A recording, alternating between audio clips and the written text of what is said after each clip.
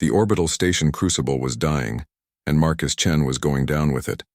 3 decks below, the fusion core screamed its death rattle as Krath warships tore through the station's hull like paper. Marcus hauled himself through the emergency bulkhead, his vacuum suit already compromised. Oxygen gauge blinking red.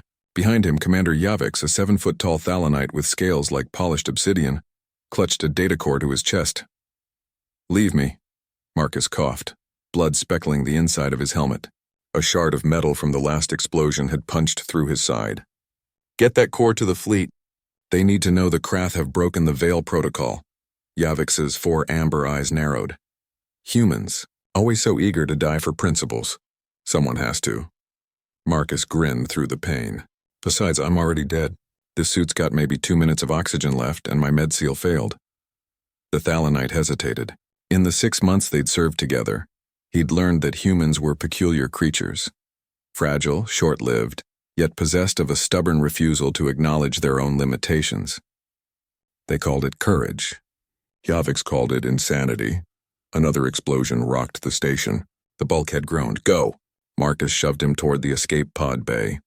"Tell Earth. Tell them we didn't run." Yavix ran, not because he wanted to, but because the human was right. The intelligence in that data core could save billions, 1 life for trillions. The mathematics was simple, but mathematics didn't account for guilt. Marcus watched him go, then turned back toward the core room. If he was dying anyway, he might as well make it count. His fingers danced across his wrist console, pulling up the station's self-destruct sequence. The Krath couldn't have Crucible's weapons research. He'd make sure of that. The corridor ahead was a hellscape. Fire bloomed in zero gravity like crimson flowers fed by oxygen from ruptured life support lines. Through the flames, Marcus could see them, Krath soldiers, their chitinous armor reflecting the firelight as they advanced through the station. They hadn't seen him yet. Marcus's hand hovered over the detonator. 30 seconds until the fusion core went critical.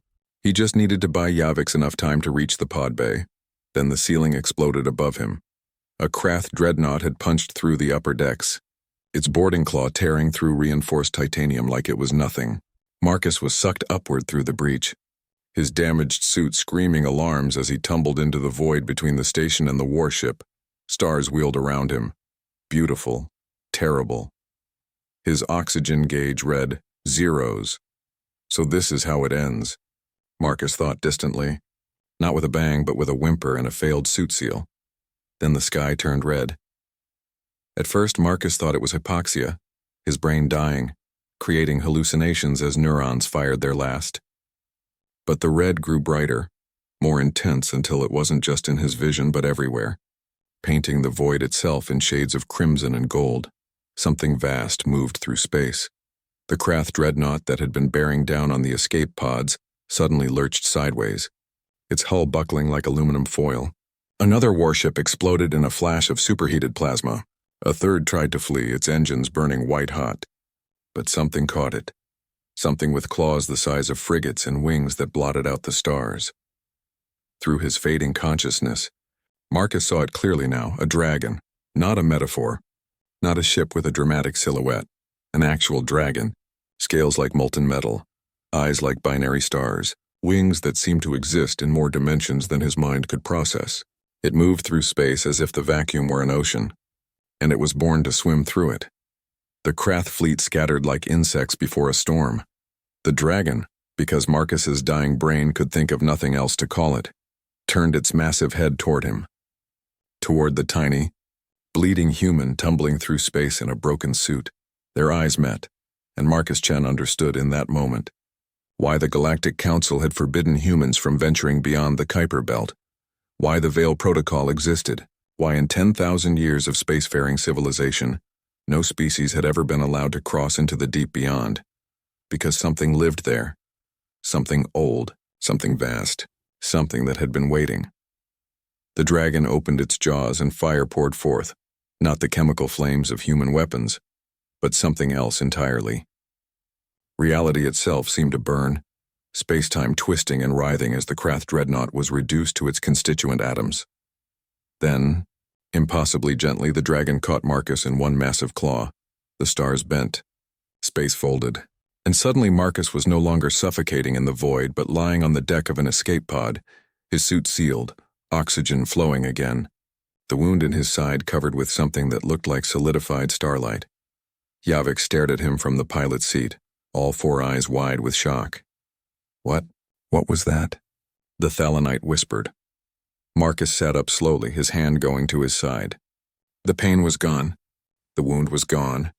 Only a faint scar remained, glowing softly with that same impossible red light. Through the viewport, the dragon was visible for just a moment longer, vast wings spreading across the cosmos, scales catching the light of 1,000 stars. Then it dove away, back toward the deep beyond, back toward whatever realm it called home. I don't know, Marcus said quietly, but I think humanity just made first contact with something the Council has been hiding from us.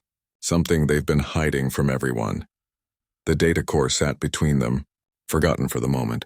In the distance, what remained of the Krath fleet was fleeing at maximum burn, their warships leaving trails of plasma in their desperation to escape. The Crucible was a silent ruin, but its sacrifice had bought time, had bought knowledge, and somewhere in the deep beyond, a dragon that could burn the sky itself had decided that one human's courage was worth preserving. Yavix activated the emergency beacon.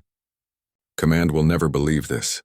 Marcus touched the scar on his side, still faintly glowing. They don't have to believe it, but they're going to have to acknowledge it. He looked at his friend. The Krath broke the Veil Protocol. Now we know why it existed in the first place. To protect us? No. Marcus's smile was grim. To protect them. From whatever's out there in the dark. From the things humanity was never supposed to meet. The escape pod's engines ignited, carrying them toward the human fleet.